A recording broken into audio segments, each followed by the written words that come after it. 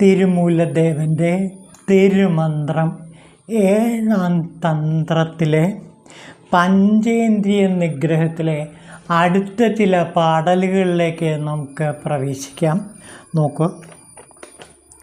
ബാഹ്യമായി പാഞ്ഞു പോകും 5 ഇന്ദ്രിയങ്ങളെയും ജ്ഞാനമാം തറിയിൽ ചേർത്ത് ബന്ധിച്ചു വച്ചീടിനായി ശിവ മന്ത്രം എല്ലായ്പ്പോഴും ജപിച്ചു. എന്നാൽ ഇന്ദ്രിയ പിണികൾ 6 പേരിമ്പം ഉദയമാവും.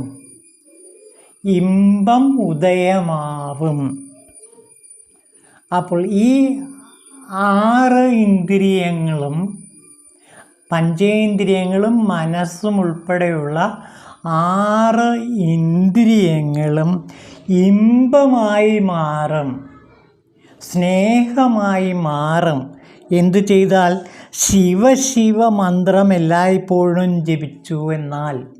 അപ്പോൾ ശിവ എന്നീ 2 അക്ഷരങ്ങൾ നിരന്തരം ജപിക്കുന്ന ഒരാളുടെ പഞ്ചേന്ദ്രിയങ്ങളും മനസ്സും അതിൻ്റെ ബാഹ്യവിഷയം വിട്ടിട്ട് അവ ആത്മസ്നേഹമായി ആത്മസുഖമായി വളരുമെന്നാണ് തിരുമൂലദേവൻ ഇവിടെ പറയുന്നത്. നമുക്ക് നോക്കാം. ബാഹ്യമായി പാഞ്ഞു പോകും 5 ഇന്ദ്രിയങ്ങളെയും ജ്ഞാനമാം തറിയിൽ ചേർത്ത് ബന്ധിക്കണം. അപ്പോൾ ബാഹ്യമായി പാഞ്ഞു പോകുന്ന 5 ഇന്ദ്രിയങ്ങൾ, പഞ്ചേന്ദ്രിയങ്ങൾ, അതേപോലെ മനസ്സ്, അങ്ങനെ 6 ഇന്ദ്രിയങ്ങൾ, മനസ്സിനെയും ഇന്ദ്രിയമായിട്ട് കൂട്ടാം. അപ്പോൾ ഈ 6 ഇന്ദ്രിയങ്ങളും ബാഹ്യ വിഷയങ്ങളിലേക്ക് എപ്പോഴും പാഞ്ഞു പോയിക്കൊണ്ടേയിരിക്കുകയാണ്. ഇന്ദ്രിയങ്ങൾക്ക് പ്രധാനമായിട്ടും പുറത്തേക്ക് പോകാനാണ് ആഗ്രഹം. ആ പുറത്തേക്ക് പോകുന്ന ഇന്ദ്രിയങ്ങളെ അകത്തേക്ക് ആനയിക്കണം. അതുപോലെ മനസ്സിനെയും പുറത്തു പോകാതെ അകത്തേക്ക് ആനയിക്കണം. എങ്ങനെ? ജ്ഞാനമാം തറിയിൽ കെട്ടുക. ജ്ഞാനമാകുന്ന, അറിവാകുന്ന തറിയിൽ കെട്ടിയാൽ ഈ പഞ്ചേന്ദ്രിയങ്ങളും മനസ്സും ബാഹ്യമായി പാഞ്ഞു പോകില്ല. അപ്പോൾ ഒരു പശുവിനെ എപ്രകാരമാണോ കുറ്റിയിൽ കെട്ടിയിടുന്നത്, അതേപോലെ ഈ പഞ്ചേന്ദ്രിയങ്ങളെ ജ്ഞാനമാകുന്ന, അറിവാകുന്ന കുറ്റിയിൽ കെട്ടിയിടണം. അറിവ് എന്ന് വെച്ചാൽ ശിവബോധമാണ്. ആ ശിവബോധമാകുന്ന കുറ്റിയിൽ പഞ്ചേന്ദ്രിയങ്ങളെയും മനസ്സിനെയും ബന്ധിപ്പിക്കണം. അതായത് പഞ്ചേന്ദ്രിയങ്ങളെയും മനസ്സിനെയും അതിൻ്റെ ഉത്ഭവസ്ഥാനമായ ശിവബോധത്തിൽ ലയിപ്പിക്കണം, ശിവജ്ഞാനത്തിൽ ലയിപ്പിക്കണം.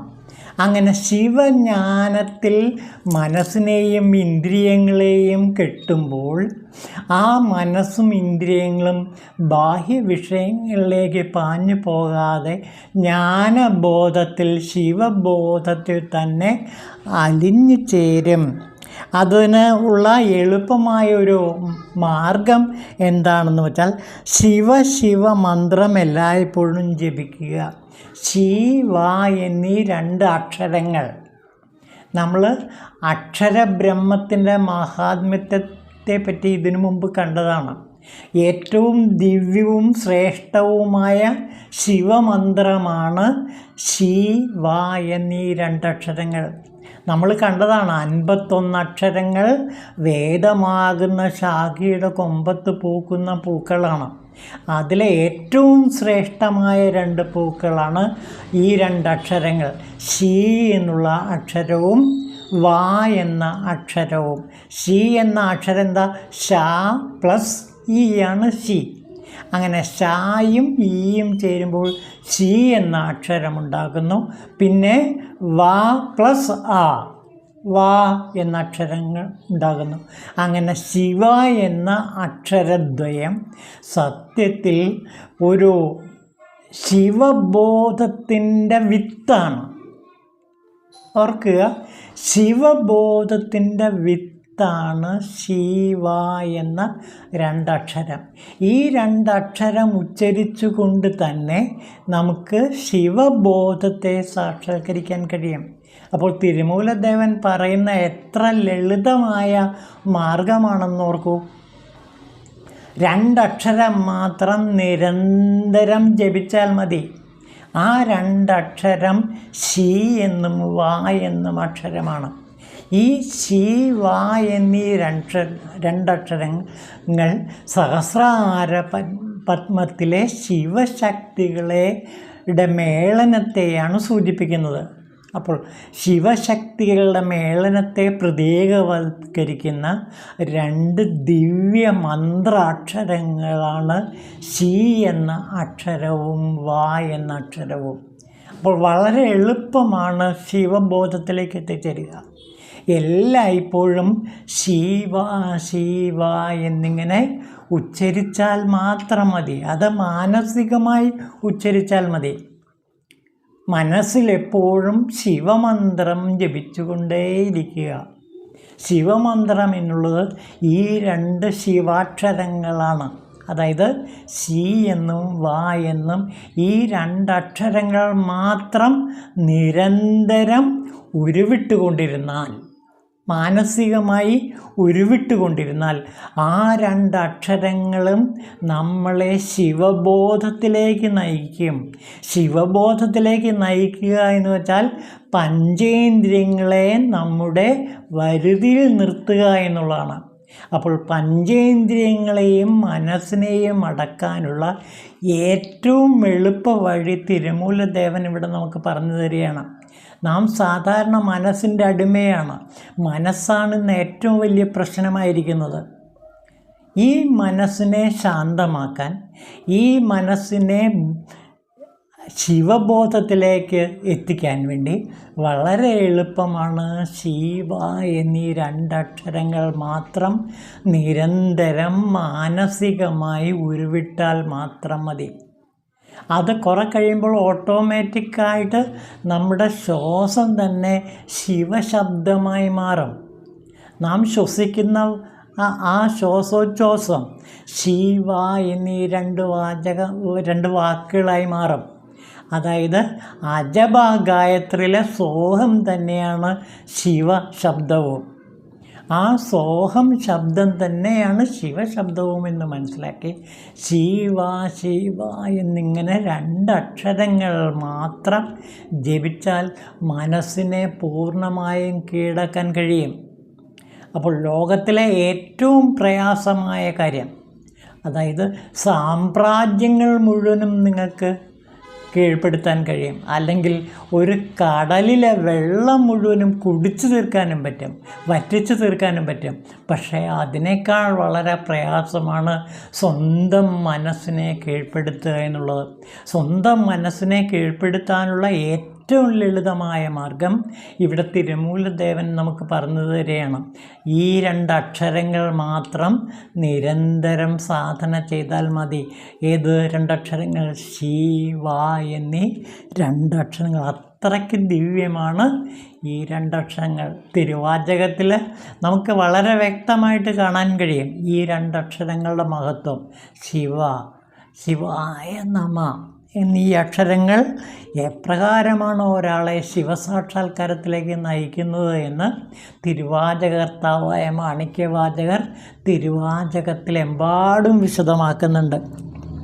അപ്പോൾ നോക്കൂ, ശിവശിവ മന്ത്രം എല്ലായ്പ്പോഴും ജപിച്ചുവെന്നാൽ ഇന്ദ്രിയപ്പിണികൾ ആറും ഇമ്പമായി മാറും, ശിവ ഇമ്പമായി മാറും, ശിവസ്നേഹമായി മാറും.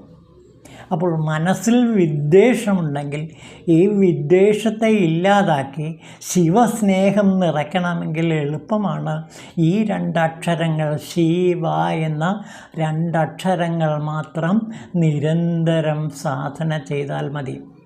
അപ്പോൾ എത്ര വലിയൊരു കാര്യം, എത്ര ലളിതമായിട്ടാണ് തിരുമൂലദേവൻ നമുക്ക് പറഞ്ഞു തരുന്നത് നോക്കൂ. നമ്മുടെ മനസ്സിനെ കീഴ്പ്പെടുത്താൻ നാം ഇപ്പോൾ ഒരുപാട് പാടുപെടുന്നുണ്ട്. സൈക്യാട്രിയിലെ ഒരുപാട് മരുന്നുകൾ വരെ ഈ മനസ്സിനെ നിയന്ത്രിക്കാൻ വേണ്ടി നാം നിരന്തരം ഉപയോഗിക്കുന്നുണ്ട്. അങ്ങനെയുള്ളവർക്ക് ഈ 2 അക്ഷരങ്ങൾ മാത്രം നിരന്തരം സാധന ചെയ്താൽ, ശിവ ശിവ ശിവ എന്നിങ്ങനെ നിരന്തരം സാധന ചെയ്താൽ അവരുടെ മനസ്സ് ശിവബോധത്തിൽ ലയിച്ചു ചേരുകയും പഞ്ചേന്ദ്രിയങ്ങളുടെയും മനസ്സിൻ്റെയും ആ ബാഹ്യ ചലനത്തെ, ബാഹ്യമായ ഓട്ടത്തെ അത് ഇല്ലാതാക്കി മനസ്സിന് ശാന്തിയും സമാധാനവും സന്തോഷവും തരികയും ശിവബോധത്തിലേക്ക് നമ്മെ നയിക്കുകയും ചെയ്യും. ഇത്രയും ദിവ്യമായ ഒരറിവ് നമുക്ക് എവിടെയാണ് കിട്ടുക? വെറും 2 അക്ഷരം നിരന്തരം സാധന ചെയ്യുമ്പോൾ തന്നെ ഈ ശിവബോധം നമ്മുടെ ഹൃദയത്തിൽ നിറഞ്ഞ് വികസിക്കും. അതോടെ ശിവസ്നേഹം, നിറഞ്ഞ സ്നേഹം, ശിവസ്നേഹം, ലോകത്തെ മുഴുവനും സ്നേഹിക്കാനുള്ള കഴിവ് സാധകൻ നേടുകയും ചെയ്യും. അതിൻ്റെ ഏറ്റവും ലളിതമായ മാർഗമാണ് ഇവിടെ തിരുമൂലദേവൻ നമുക്ക് പറഞ്ഞു തരുന്നത് എന്നോർക്കുക. ഇനി അടുത്ത ഭാഗം നോക്കൂ. സന്മാർഗം വന്നു ചേരാൻ നന്ദിയെ സ്മരിച്ചിടൂ, തന്മാർഗമായി ചരിക്കും ഉള്ളത്തിനെ ചെറുക്കൂ, ഗുരുവിങ്കൽ നിന്ന് കേട്ട പഞ്ചാക്ഷരത്തെ ഉള്ളിൽ ഉരുവിടുന്നോർക്ക് ഉള്ളം ശിവനെന്ന കോവിലാവും. ഉള്ളത്തെ, മനസ്സിനെ ശിവൻ്റെ കോവിലാക്കി മാറ്റാൻ കഴിയും. എങ്ങനെ? ഗുരുവിങ്കൽ നിന്ന് കേട്ട പഞ്ചാക്ഷരത്തെ ഉള്ളിൽ ഉരുവിടുക. ഇനി ശിവശബ്ദം നിങ്ങൾക്ക് നിരന്തരം ഉരുവിടാൻ പറ്റിയില്ലെങ്കിൽ ഗുരുവിൽ നിന്ന് ലഭിച്ച നമഃശിവായ എന്ന പഞ്ചാക്ഷരി മന്ത്രം ജപിച്ചാൽ മതി. നമഃശിവായ എന്ന ആ പഞ്ചാക്ഷരി മന്ത്ര ജപസാധനയിലൂടെ തന്നെ ഒരാളുടെ ഉള്ളം ശിവൻ്റെ കോവിലായി മാറും. നോക്കൂ, സന്മാർഗം വന്നു ചേരാൻ നന്ദിയെ സ്മരിച്ചിടൂ. നന്ദി ശിവനാണ്. ആ ശിവനെ, നന്ദി ശിവനെ നിരന്തരം ഓർത്താൽ അയാൾ ദുർമാർഗത്തിൽ നിന്ന് സന്മാർഗത്തിലേക്ക് എത്തിച്ചേരും. തന്മാർഗമായി ചരിക്കും. തന്മാർഗം, തൻ്റെ മാർഗത്തിൽ നിന്ന്, അതായത് ബാഹ്യ വിഷയങ്ങളിൽ നിന്ന് ഉള്ളത്തിനെ പിൻവലിച്ച് ശിവമാർഗത്തിലേക്ക്, സന്മാർഗത്തിലേക്ക് നയിക്കാൻ കഴിയും. അപ്പോൾ നന്ദിയെ സ്മരിച്ചാൽ, ശിവനെ സ്മരിച്ചാൽ തൻ്റേതായ ബാഹ്യ മാർഗങ്ങളിൽ നിന്ന് വ്യതിചലിച്ച് തൻ്റേതായ ബാഹ്യമാർഗങ്ങളിൽ നിന്ന് മാറി സന്മാർഗത്തിലേക്ക്, ശിവമാർഗത്തിലേക്ക് ഒരു സാധകൻ എത്തിച്ചേരും. അതിന് സഹായിക്കുന്ന എന്താ? ഗുരുവിങ്കൽ നിന്ന് കേട്ട പഞ്ചാക്ഷരി മന്ത്രം നിരന്തരം സാധന ചെയ്യുക. പഞ്ചാക്ഷരി മന്ത്രം ഗുരുവിൽ നിന്ന് കിട്ടിയാൽ അതിന് വളരെ ശക്തി കൂടും. അങ്ങനെ ഗുരുവിൽ നിന്ന് ലഭിച്ചില്ലെങ്കിൽ ഗുരുവിനെ ശിവനായി തന്നെ, ദക്ഷിണാമൂർത്തിയായി തന്നെ സങ്കല്പിച്ചുകൊണ്ട് ഈ മന്ത്രം നമുക്ക് സ്വീകരിക്കാവുന്നതാണ്. നമ ശിവായ എന്ന പഞ്ചാക്ഷരി മന്ത്രം. ആ പഞ്ചാക്ഷരി മന്ത്ര സാധന കൊണ്ട് തന്നെ ഒരാളുടെ ഉള്ളം, ഒരാളുടെ ഹൃദയം, ഒരാളുടെ മനസ്സ് ശിവൻ്റെ കോവിലായിത്തീരും, ശിവൻ്റെ ആലയമായിത്തീരും, ശിവൻ്റെ ഇരിപ്പിടമായിത്തീരും. അപ്പോൾ പഞ്ചാക്ഷരി മന്ത്രസാധനയുടെ മഹത്വത്തെക്കുറിച്ചിട്ടാണ് ഇവിടെ തിരുമൂലദേവൻ പറയുന്നത്. അതും ഗുരുവിൽ നിന്ന് ലഭിക്കുന്ന പഞ്ചാക്ഷരി മന്ത്രസാധന, അതിന് ശക്തി കൂടുതൽ, 100 ഇരട്ടി കൂടും. അങ്ങനെ ഗുരുവിനെ ലഭിച്ചില്ലെങ്കിൽ തന്നെ ദക്ഷിണാമൂർത്തിയെ ഗുരുവായി സങ്കല്പിച്ചുകൊണ്ട് നമഃശിവായ ചൊല്ലിയാൽ മതി. ഈ പഞ്ചാക്ഷരി മന്ത്ര ജപസാധനയിലൂടെ ഒരാളുടെ, ഒരു സാധകൻ്റെ ഉള്ളം ശിവൻ്റെ കോവിലായി മാറും. നോക്കൂ, ഇനി അടുത്ത് നാഴിക നാളും മാസമുണ്ടെന്ന് ജീവിതം പൂമുടലും ജലത്തിൽ എഴുതും അക്ഷരം പോലെയാം. പഞ്ചേന്ദ്രിയങ്ങളോട് തൻ വേഴ്ച വിട്ടിരുന്നാൽ കുന്നായി കുമിഞ്ഞു പൊങ്ങും വിഷയങ്ങളൊക്കെ മാറും. വിഷയങ്ങളെല്ലാം, അതായത് ബാഹ്യ വിഷയങ്ങൾ, ഇന്ദ്രിയ വിഷയങ്ങളെല്ലാം ഒറ്റ നിമിഷം കൊണ്ട് ഇല്ലാതായിത്തീരും. എപ്പോൾ? പഞ്ചേന്ദ്രിയങ്ങളോട് തൻ വേഴ്ച വിട്ടാൽ. ഈ 5 ഇന്ദ്രിയങ്ങളോടും മനസ്സിനോടും, അതായത് 6 ഇന്ദ്രിയങ്ങൾ, ഈ 6 ഇന്ദ്രിയങ്ങളോടുമുള്ള വീഴ്ച, അതിനുള്ള ബന്ധം വിട്ടുകഴിഞ്ഞാൽ കുന്നായി കുമിഞ്ഞു പൊങ്ങുന്ന വിഷയങ്ങൾ, കുന്നുപോലെ കുമിഞ്ഞു കൂടുന്ന അനേകം ബാഹ്യ വിഷയങ്ങളെല്ലാം തന്നെ ഒരൊറ്റ നിമിഷം കൊണ്ട് മാറിക്കിട്ടും. അപ്പോൾ നമ്മുടെ മനസ്സ് ഇന്ന് ബാഹ്യ വിഷയങ്ങളിൽപ്പെട്ട് ഉഴലുകയാണ്. ഈ ബാഹ്യ വിഷയങ്ങൾ തിരമാലകളിൽപ്പെട്ട് നട്ടം തിരിയുന്ന നമുക്ക് ഈ ബാഹ്യ വിഷയങ്ങളിൽ നിന്ന് രക്ഷപ്പെട്ട് ശിവബോധത്തിലേക്ക് എത്തിച്ചേരണമെങ്കിൽ പഞ്ചേന്ദ്രിയങ്ങളോടുള്ള വീഴ്ച അവസാനിപ്പിക്കണം. ഈ പഞ്ചേന്ദ്രിയങ്ങളുടെ പിന്നാലെ പാഞ്ഞു പോകരുത്. അതാണ് ഈ ഇന്ദ്രിയങ്ങൾ, പഞ്ചേന്ദ്രിയങ്ങൾ, കണ്ണിൻ്റെ പിന്നാലെ, ചെവിയുടെ പിന്നാലെ, ത്വക്കിൻ്റെ പിന്നാലെ, ഗന്ധത്തിൻ്റെ പിന്നാലെ, നാക്കിൻ്റെ രുചിയുടെ പിന്നാലെ എല്ലാം പാഞ്ഞു പോകാതെ മനസ്സിനെ ശിവബോധത്തിൽ ലയിപ്പിക്കുക. അങ്ങനെ ലയിപ്പിച്ചാൽ പഞ്ചേന്ദ്രിയങ്ങളോടുള്ള വീഴ്ച പൂർണ്ണമായും ഇല്ലാതാകുകയും കുന്നുപോലെ കുമിഞ്ഞുകൂടിയ വിഷയസുഖങ്ങളെല്ലാം ഇല്ലാതായി നമുക്ക് ശിവബോധം കൊണ്ട് നമ്മുടെ ഹൃദയം വികസിക്കുകയും ചെയ്യും. ഇനി അടുത്ത് നോക്കൂ. അഭിമാന കൂരിരുട്ടകറ്റിയാൽ ശിവരാത്രി. കൈവരും ഉള്ളിനുള്ളിൽ വരുന്ന ശിവനെ കാണാം. ആശ കൊണ്ടെങ്ങ് മലയുന്ന മലയോടൊത്തിങ്ങ് അലയുന്നൊരിന്ദ്രിയങ്ങൾ വിഷയങ്ങളുടെ മായും. ഇന്ദ്രിയങ്ങളുടെ ഈ വിഷയാസക്തി ഇല്ലാതായിത്തീരും. എന്ത് വെച്ചിതാൽ ആശ കൊണ്ടും അങ്ങുമിങ്ങും അലയുന്ന മലയോട് ഒത്ത് ഇങ്ങലയുന്ന ഇന്ദ്രിയങ്ങൾ. ഈ ഇന്ദ്രിയങ്ങളെ നയിക്കുന്നത് എന്താണ്? ആശകളാണ്, ആഗ്രഹങ്ങളാണ്. 10 കിട്ടിയാൽ 100-ന് മോഹം, 100 കിട്ടിയാൽ 1000-ന് മോഹം. ഇങ്ങനെ ആഗ്രഹങ്ങൾ പെരുകിക്കൊണ്ടിരിക്കുകയാണ്. ഈ ആഗ്രഹങ്ങളെ ഇല്ലാതാക്കാൻ ഇന്ദ്രിയ വിഷയങ്ങളിലുള്ള താല്പര്യം അവസാനിക്കണം. അപ്പോൾ ആഗ്രഹങ്ങളും ഇന്ദ്രിയങ്ങളും വളരെയേറെ ബന്ധപ്പെട്ട് കിടക്കുന്നു. ഈ ഇന്ദ്രിയങ്ങളെ മുഴുവൻ നയിക്കുന്നത് ആഗ്രഹങ്ങളാണ്, ആശകളാണ്. ഈ ആശകളെ ഇല്ലാതാക്കുക, ആഗ്രഹങ്ങളെ നിയന്ത്രിക്കുക. ആഗ്രഹങ്ങളെ നിയന്ത്രിച്ചാൽ വിഷയങ്ങളെ ആ കുന്നുപോലെയുള്ള വിഷയങ്ങളെ ഇല്ലാതാക്കാൻ കഴിയും. അതിനെന്ത് വേണം? അഭിമാന കൂരിരുട്ടകറ്റിയാൽ ശിവരാത്രി. അഭിമാനമെന്ന ബോധം, അതായത് അഹംഭാവം, ഞാനെന്ന ബോധം, ഈ അഹംഭാവത്തെ ഇല്ലാതാക്കണം.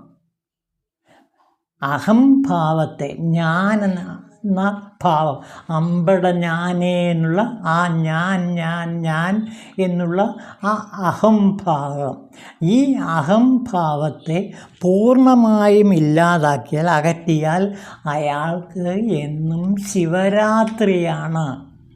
അതാണ് പറയുന്നത്. ശിവൻ്റെ രാത്രിയാണ് ശിവരാത്രി. അപ്പോൾ അതിന് ഒറ്റ ഉപകരണമേ ഉള്ളൂ. അതായത് അഹത്തെ ഇല്ലാതാക്കുക, അഹംഭാവത്തെ, ഞാനെന്ന ഭാവത്തെ അത് ഇല്ലാതാക്കണം. അങ്ങനെ കൈവരിക്കുകയാണെങ്കിൽ ഉള്ളിൽ വാഴുന്ന ശിവനെ കാണാം, ശിവനുമായിട്ട് ലയിച്ചു ചേരാം. വളരെ എളുപ്പമായ മാർഗമാണ്. അഹംഭാവത്തെ ഇല്ലാതാക്കിയാൽ, അതായത് ഞാനെന്ന ഭാവത്തെ ഇല്ലാതാക്കിയാൽ, പിന്നെ ശിവബോധം, ശിവഭാവം മാത്രമുണ്ടായാൽ അയാൾക്ക് ശിവസായുജ്യം കിട്ടിക്കഴിഞ്ഞിരിക്കുന്നു. വളരെ പ്രധാനപ്പെട്ട ഒരു കാര്യമാണ് ഇവിടെ തിരുമൂലദേവൻ പറയുന്നത്. ഞാനെന്ന അഹംഭാവത്തെ മാറ്റണം. ഈ ചെറിയ ഞാനെന്ന അഹംഭാവത്തെ മാറ്റി വലിയ ഞാനായ, അതായത് ക്യാപിറ്റൽ I എന്ന് പറയാവുന്ന ശിവബോധം, ആ ശിവബോധത്തെ മനസ്സിൽ നിറയ്ക്കുക. അപ്പോൾ തീർച്ചയായിട്ടും ആശയടങ്ങി ഇന്ദ്രിയ വിഷയങ്ങളിൽ നിന്നെല്ലാം അകന്ന് മനസ്സ് പരമശാന്തിയെ പ്രാപിക്കും. അപ്പോൾ ദാ ഇവിടെ നോക്കൂ, അഭിമാന കൂരിരുട്ടകറ്റിയാൽ ശിവരാത്രി. അഭിമാനമാകുന്ന ഞാനെന്ന അഹങ്കാരത്തെ പൂർണ്ണമായി ഇല്ലാതാക്കിയാൽ, ആ ഇരുട്ടിനെ ഇല്ലാതാക്കിയാൽ എന്നും ശിവരാത്രിയാണ് ആ സാധകന്. എന്താണ് ശിവരാത്രിയുടെ പ്രത്യേകത എന്ന് നമുക്ക് നോക്കാം. നോക്കൂ, ശിവരാത്രിയുടെ മഹത്വം നമുക്ക് മനസ്സിലാക്കാൻ കഴിയും. ഇതാ നോക്കൂ,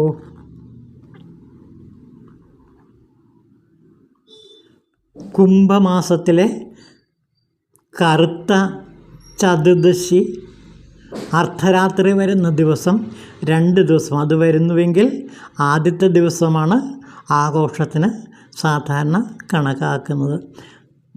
ത്രയോദശിയോടുകൂടി വരുന്ന ശിവരാത്രി ശ്രേഷ്ഠമെന്നും വാവോടുകൂടി വരുന്നത് അധമെന്നുമാണ് നമ്മുടെ സങ്കല്പം.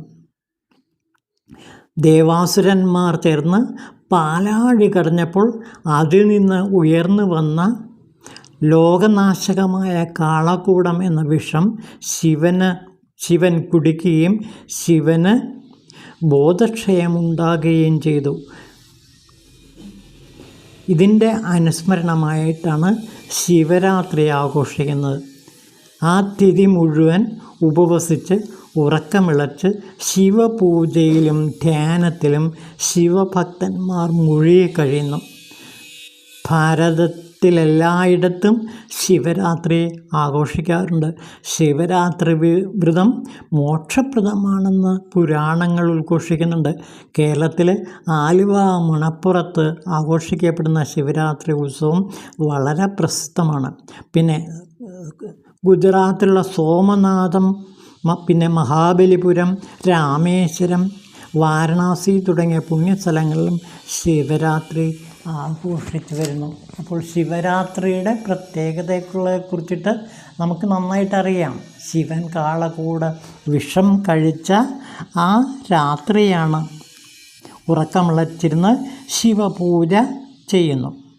ആ തിഥി മുഴുവനും ഉപവസിച്ച് ഉറക്കമിളച്ച് ശിവപൂജയിലും ധ്യാനത്തിലും മുഴുകിക്കഴിയുന്ന അവസ്ഥ. അപ്പോൾ ശിവരാത്രി ദിവസം നാം ഉറങ്ങാറില്ല, ശിവപൂജ നിരന്തരം ചെയ്തുകൊണ്ടേ ഇരിക്കാം. അത് വലിയൊരു അനുഭവമാണ്.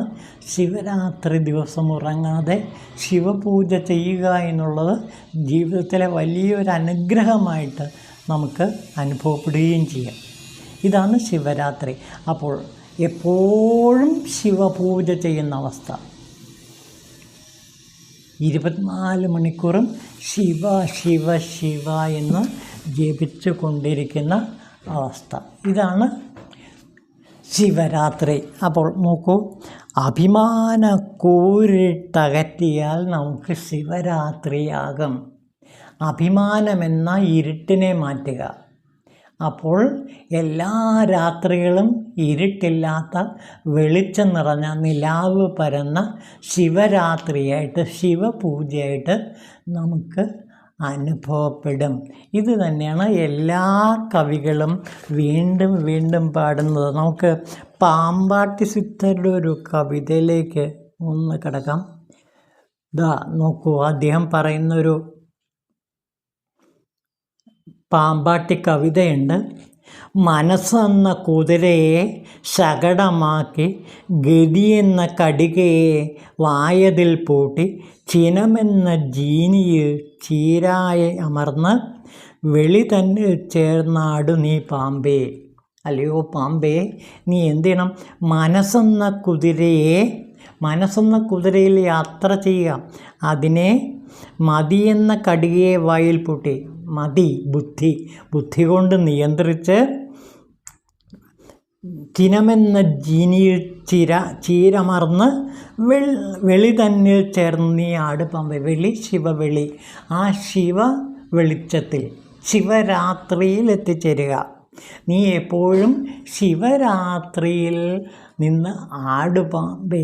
ശിവരാത്രിയാകുന്ന ആ വെളിച്ചമുള്ള നിലാവുള്ള രാത്രിയിൽ അല്ലയോ പാമ്പേ, നീ നിരന്തരം ആടുക. എങ്ങനെ? മനസ്സെന്ന കുതിരയെ ശകടമാക്കുക. നീ മനസ്സെന്ന കുതിരയുടെ പുറത്താണ് നീ യാത്ര ചെയ്യുന്നത്. അതിൻ്റെ കടിഞ്ഞാൺ ബുദ്ധിയാണ്. അപ്പോൾ ബുദ്ധിയാകുന്ന കടിഞ്ഞാൺ ഉപയോഗിച്ച് മനസ്സെന്ന കുതിരപ്പുറത്തേറി നീ ശിവസാമ്രാജ്യത്തിലേക്ക് എത്തിച്ചേരുക, ശിവലോകത്തിലേക്ക് എത്തിച്ചേരുക. അവിടെ നീ ആടുപാമ്പെ അല്ലെ ഉള്ളമാകുന്ന പാമ്പെ നീ അവിടെ ശിവരാത്രിയിൽ നിറഞ്ഞാടുക എന്നാണ് ഇവിടെ പാമ്പാട്ടി സിദ്ധർ തൻ്റെ ഒരു പാടലിൽ വിശദമാക്കുന്നത്. മനസ്സെന്ന കുതിരയെ ശകടമാക്കി മതിയെന്ന കടികയെ വായതിൽ പൂട്ടി ചിനമെന്ന ജീനിയിൽ ചിരാമയമർന്ന് വെളി തന്നിൽ ചേർന്നിടു നീ പാമ്പേ. അല്ലയോ പാമ്പേ, നീ ശിവരാത്രിയിൽ നിന്ന് ആടിത്തിമർക്കുക. എല്ലാ രാത്രികളും ശിവരാത്രികളാകട്ടെ എന്ന് ആശംസിച്ചുകൊണ്ട് നിർത്തുന്നു. ഓം ശിവായ തിരുമൂലർ ദേവായ നമഃ.